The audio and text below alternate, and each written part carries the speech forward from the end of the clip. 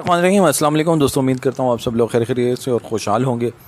دوستوں، قصور میں ایک اور چوتھی کلاس کی زینب زیادتی کا نشانہ بن گئی۔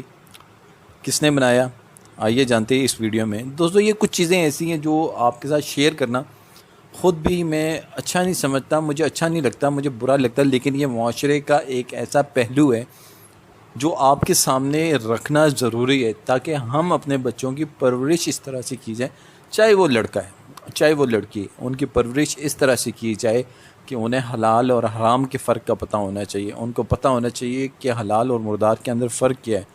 دوستو، یہ قصور کے اندر آئے دن اس طرح کے واقعات ہوتے ہیں کہ پچھلی بار قصور میں ایک بیچاری 20 سالہ لڑکی جو کہ فوت ہو گئی تھی، جو اس دنیا فانی سے چلی گئی تھی، اس کی عصمت دری کی گئی، اس کی قبر میں اتر کر اس کو ناپاک کیا گیا۔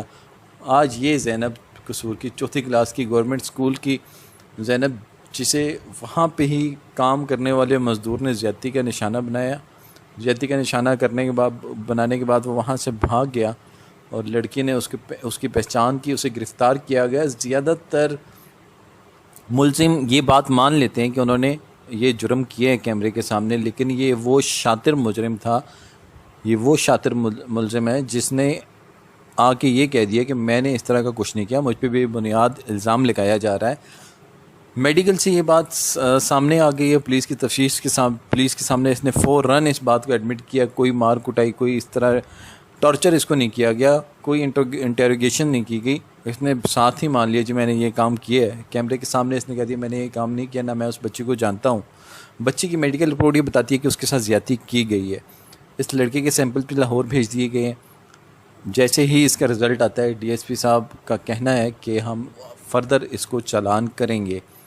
دوستو، مسئلہ یہ ہے کہ وہ اس قدر شاطر انسان جو کہ پہلے کچھ اور بعد میں کچھ، اور اس کے بعد کیا قصور والوں کیا کھاتے ہو یار تم لوگ، حلال حرام۔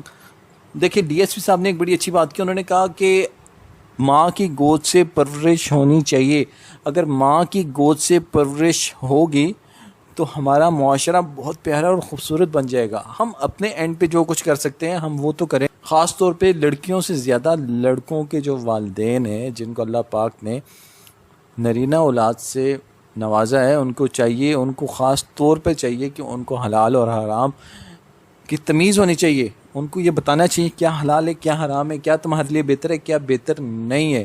ان کی پرورش اس طرح کی جائے، لفنگوں اور آوارہ لوگوں کے ساتھ ہر ایک آپ کی چھوٹی چھوٹی جو ان کی موومنٹ ہوتی ہے بچوں کی، اس پہ نظر نہیں تو ہماری اس طرح کی خوبصورت زینب، کتنی زینب تم لوگ اس طرح زیادتی کے بعد قتل کرو گے تم لوگ۔ قصور والوں، تم لوگوں نے تو بالکل ہی حد ہی کر، دیکھو تم لوگوں کا نام ہے، جہاں دیکھو قصور میں یہ واقعہ ہو گئی ہے، یہ واقعہ جی قصور میں پیش آ گیا۔